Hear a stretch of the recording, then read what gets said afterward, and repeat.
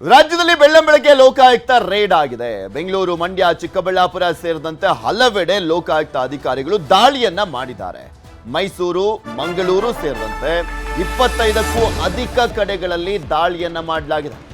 ಬೆಳ್ಳಂಬೆಳಗ್ಗೆ Lokayukta raid ಇದು. ಬೆಂಗಳೂರು, ಮಂಡ್ಯ, ಚಿಕ್ಕಬಳ್ಳಾಪುರ ಸೇರಿದಂತೆ ಮೈಸೂರು, ಮಂಗಳೂರಿನಲ್ಲೂ ಕೂಡ ರೇಡ್ ಆಗಿದೆ. 25ಕ್ಕೂ ಅಧಿಕ ಕಡೆಗಳಲ್ಲಿ ದಾಳಿಯನ್ನ ಮಾಡಿದ್ದಾರೆ ಲೋಕಾಯುಕ್ತ ಆಫೀಸರ್ಸ್. 4 ಅಧಿಕಾರಿಗಳಿಗೆ ಸಂಬಂಧಪಟ್ಟಂತ ಕಡೆಗಳಲ್ಲಿ ದಾಳಿ ಮಾಡಲಾಗಿದೆ. ನೋಡಿ, 4 ಅಧಿಕಾರಿಗಳಿಗೆ ಸಂಬಂಧಪಟ್ಟಂತ 25ಕ್ಕೂ ಅಧಿಕ ಕಡೆ ಅಂದ್ರೆ ಲೆಕ್ಕ ಹಾಕೊಳ್ಳಿ ಎಂತ ಅಧಿಕಾರಿಗಳು ಇವರು ಅಂತ. ಮಂಗಳೂರಿನ ಭೂ ಹಾಗೂ ಗಣಿ ಅಧಿಕಾರಿ ಕೃಷ್ಣವೇಣಿ, ಮಂಡ್ಯದಲ್ಲಿ ಕಾವೇರಿ ನೀರಾವರಿ ನಿಗಮದ MD ಮಹೇಶ್ ಇವರಿಗೆ ಸಂಬಂಧಪಟ್ಟಂತ ಕಚೇರಿ, ಮನೆಗಳ ಮೇಲೆ ದಾಳಿಯನ್ನು ಮಾಡಲಾಗಿದೆ. ಬೆಂಗಳೂರಿನ town and planning director Thippeswamy ಅವರ ಮನೆ, ಕಚೇರಿಗಳ ಮೇಲೂ ಕೂಡ ದಾಳಿಯನ್ನ ಮಾಡಲಾಗಿರುವಂಥದ್ದು. ಬೆಂಗಳೂರಿನಲ್ಲಿ ಅಬಕಾರಿ ಇಲಾಖೆ SP ಮೋಹನ್ ಅವ್ರ ಮನೆ ಮೇಲೂ ಕೂಡ ದಾಳಿಯನ್ನ ಮಾಡಲಾಗಿದೆ. ಹಣ, ಚಿನ್ನಾಭರಣ, ಆದಾಯದ ಬಗ್ಗೆ ಅಧಿಕಾರಿಗಳಿಂದ ಲೆಕ್ಕವನ್ನ ಪಡ್ಕೊಳ್ಳಲಾಗ್ತಾ ಇದೆ.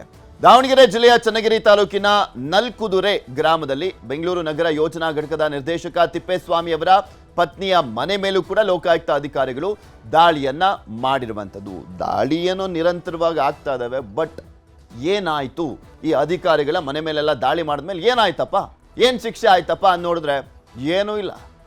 100% ಅಲ್ಲಿ ತಗೊಂಡ್ರೆ ಒಂದು 2-3% ಅದು ಕೋರ್ಟ್ ಮೆಟ್ಟಿಲೇರಿ ಅದಾದ್ಮೇಲೆ ಏನೋ ಆಗಿದೆ ಅನ್ನುವ ರೀತಿಯಾದಂಥ ತೀರ್ಪು ಬರೋದು ಬಿಟ್ರೆ, ಹತ್ತತ್ರ 97% ಅಷ್ಟು ಅಧಿಕಾರಿಗಳಿಗೆ ಇದೊಂಥರ ತೋಳ ಬಂತು ತೋಳ ಕತೆ ಅಷ್ಟೇ. ಇದೆಲ್ಲದ್ರ ಬಗ್ಗೆ ಮತ್ತಷ್ಟು ಮಾಹಿತಿಯನ್ನ ಕೊಡ್ತಾ ಹೋಗ್ತಾರೆ ನಮ್ಮ ಪ್ರತಿನಿಧಿ ಮಂಜುನಾಥ್. ನಮ್ಮ ಜೊತೆ ನೇರ ಸಂಪರ್ಕದಲ್ಲಿ ಜಾಯ್ನ್ ಆಗ್ತಾ ಇದ್ದಾರೆ. ಮಂಜು, ಲೋಕಾಯುಕ್ತ ಅಧಿಕಾರಿಗಳು 25 ಕಡೆ ದಾಳಿಯನ್ನ ಮಾಡಿದ್ದಾರೆ. ಎಲ್ಲೆಲ್ಲಿ ದಾಳಿ ಆಗಿದೆ, ಏನೇನು ಸಿಕ್ಕಿದೆ ಆರಂಭದಲ್ಲಿ, ಈಗಷ್ಟೇ ದಾಳಿ ಮಾಡಿರುವಂತ ಹಿನ್ನೆಲೆಯಲ್ಲಿ?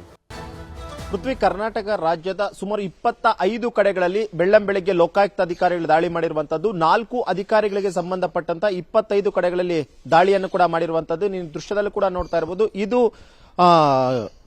ಗಿರಿನಗರದಲ್ಲಿರುವಂತಹ ತಿಪ್ಪೇಸ್ವಾಮಿ ಅವರ ಮನೆ. ಅಂದ್ರೆ ಇವರು Thippeswamy town and country planning ನ ಡೈರೆಕ್ಟರ್ ಆಗಿದ್ರು. ಇವರ ಮನೆ ಮೇಲೆ ಬೆಳ್ಳಂಬೆಳಗ್ಗೆ 7 ಗಂಟೆ ಸುಮಾರಿಗೆ ಲೋಕಾಯುಕ್ತ SP ಶ್ರೀನಾಥ್ ಮಹಾದೇವ್ ಜೋಶಿ ಅವರ ನೇತೃತ್ವದಲ್ಲಿ ಈ ಒಂದು ಮನೆ ಮೇಲೆ ಈಗಾಗಲೇ ದಾಳಿಯನ್ನ ಮಾಡಿರುವಂತದ್ದು.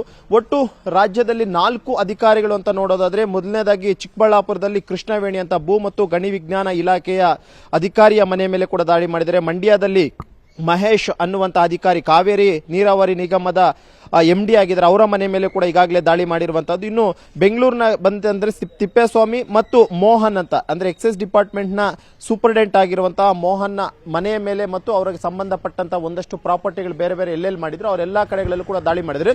ಆದ್ರೆ ಇಲ್ಲಿ ನೋಡುವಂತದ್ದಾದ್ರೆ 4 ಅಧಿಕಾರಿಗಳಿಗೆ ಸಂಬಂಧಪಟ್ಟಂತ 25 ಪ್ಲೇಸ್ಗಳು, ಅಂದ್ರೆ ಬೇರೆ ಬೇರೆ ಕಡೆ ಮನೆಗಳಾಗಿರ್ಬೋದು, ಬೇರೆ ಬೇರೆ ಕಡೆ ವಿಲ್ಲಾಗಳನ್ನ ನಿರ್ಮಾಣ ಮಾಡ್ಕೊಂಡಿದ್ದಾರೆ, ಬೇರೆ ಬೇರೆ ಕಡೆಗಳಲ್ಲಿ ಹೊಸದಾಗಿ ನಿರ್ಮಾಣ ಹಂತದ ಕಟ್ಟಡಗಳನ್ನು ಕೂಡ ಕಟ್ತಿದ್ರೆ. ಎಲ್ಲಾ ಕಡೆಗಳು ಕೂಡ ಈಗಾಗಲೇ ದಾಳಿಯನ್ನ ಮಾಡಿರುವಂತದ್ದು. ದಾಳಿ ಮಾಡಿ ಈಗಾಗಲೇ ದಾಖಲೆಗಳನ್ನ ಪರಿಶೀಲನೆ ಮಾಡುವಂತ ಒಂದು ಕೆಲಸಕ್ಕೂ ಕೂಡ ಮುಂದಾಗಿದ್ದಾರೆ.